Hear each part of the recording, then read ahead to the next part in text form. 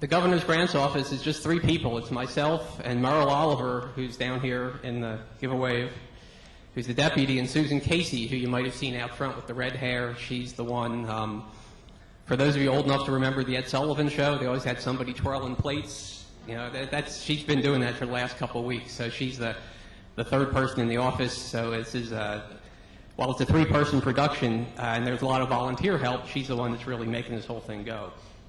We're doing this as a green conference this year, which means, among other things, we're really light on the paper. I think we estimated we saved well over 100,000 sheets of paper by limiting the handouts.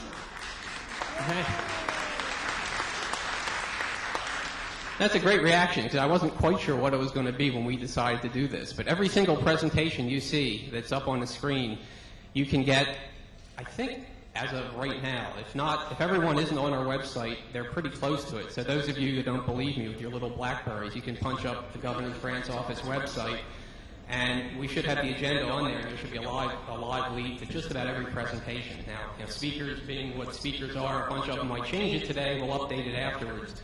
But if anything seems worth printing out, you can go home tonight or go back to your office tomorrow and do it. The website, in case you missed it, it's about the only thing on the front of your folder, so you can see that. One thing in the folder that we did print, we do an annual report each year. And for those of you that have seen these in the past, you'll wonder, why is this so much thinner than before? The full report, again, is online, and the only thing that's missing from the beefier, full-size report from years gone by, and this version, is that the middle 300 pages, where every single federal grant program that each state agency receives, we have a very detailed description of where the money comes, where it goes to, if it's a formula, if it's competitive. All that information is still there. It's just on the website. All we have here is the name of the program and the federal dollar figures. So you can still see that.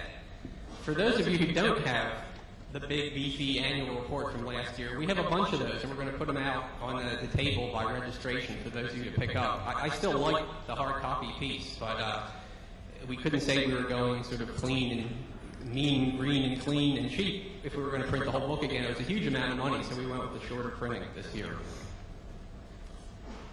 Now, part of going green, it's not just paper. It's, we care about global warming, so you want less gas bagging from me, and you want more substance, so we're going to get right into the substance of the session right away. Online registration, we appreciate everybody bearing with us on that. It's not quite done. The one last test of that will be at the end of this. We're doing the evaluation. We'll go out electronically via email. If that works, we'll appreciate you sending it back. If not, we'll get it fixed so it goes out in about a day or so. These online registration systems are tricky in the way this has worked. The State Office of Information and Technology wanted us to pilot this, with the thought being if our little office of 3 people can make it work, it's good enough for the rest of the state government. And the counterpoint, if it doesn't work, oh, it's only the grants office. We'll do better next time. But hopefully that worked for most of you, if not all of you. Another thing we've done this year, which is consistent with past sessions, we really like to go as light as possible on corporate sponsorship. That would be an easier way to shave a little bit of money off, but the more we really try to stick to the steering committee to try to figure out what all of you want to do, and then see if you're willing to actually pay and attend, that keeps us honest, and I like doing that. We made 2 small exceptions this year. The one with our sister state agency, the Government's Office of Service and Volunteerism, within the Office of Community Initiatives, gave us some sponsorship money, and we greatly appreciate that. The other sponsorship comes from Dun & Bradstreet, and that's partly to defer the cost of a real new experiment that we're just trying for the first time. And I want to have Merle come up and talk about what that experiment is going to be, because this could really be a unique thing. This is the first time in the country it's going on, and you get to help pilot this. And have Merle Oliver come up and talk about that and a few of the other logistical items for the day. Thank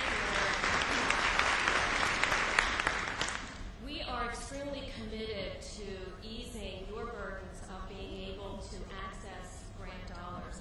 And we have understood over the past several years that sometimes that process can be quite challenging. So what we have done is we have brought in representatives, technical assistance folks from Dun & Bradstreet.